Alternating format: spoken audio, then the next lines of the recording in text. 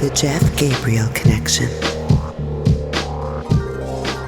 One thing was passionate that we talked a little bit about last time we spoke was, self-esteem as an anxiety buffer, and why self-esteem, is hard to come by, and also how we build self-esteem to sort of build ourselves into this cultural construct. We build ourselves into something, and I'm not sure how we do it, but we build ourselves into something to give us a sense of foundation and a sense of purpose and a sense of connection. And maybe you can elaborate a little bit on that. Yeah, no, nicely done. So, Becker's point is that all of us, it is a universal human yearning to want to find life meaningful and to perceive ourselves as valuable in the context of that meaning system.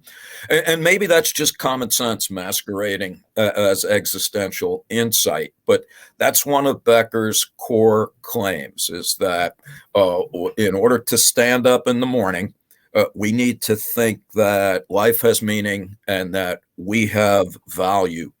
But the point that Becker makes that is important, Jeff, is that you can't feel valuable in the absence of a culturally constructed standard of what it means to be good. So for Becker, self-esteem is the belief that you're a person of value in a world of meaning. Mm-hmm. But that means the way that you get self-esteem depends upon the culture that you subscribe to. And we talked about this last time around. What makes it tough to be an American right now is that we all want self-esteem, but the standards by which we are taught to judge ourselves are not realistically attainable by the average individual. All right, so right. If you're a good American, we're taught that you should be rich and powerful. Moreover, right. We're taught that the American dream is such that anybody who is sufficiently intelligent and sufficiently motivated will be successful. Therefore, by inference, if you're not successful, it is right. by virtue of your own deficiencies.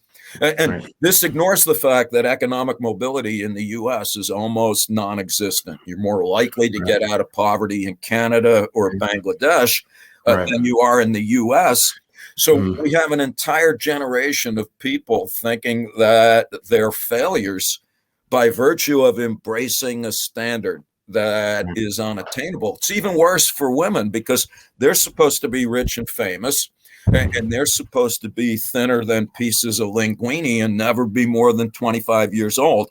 And so, and moreover, they have to look at pictures of pretty women in fancy magazines, all of whom have been photoshopped to be 20% thinner than it is humanly possible to become. It's such a huge undertaking as a person, just to find your way within that self-esteem, to fit in and fit into culture. Yes. It's something that, as a person in there, when I was in my mid and later 20s, it's something that you're not even aware of it in front of you. That's correct. It's really deep down and you're trying to figure out. And then I think, just related to what you're saying, the unrealistic pursuits that we have is more difficult than ever because the digital mirror is so freaking large and pronounced and just jamming you in the face all day long. I mean, you really have to have your wits about you and have enough experience and been through enough to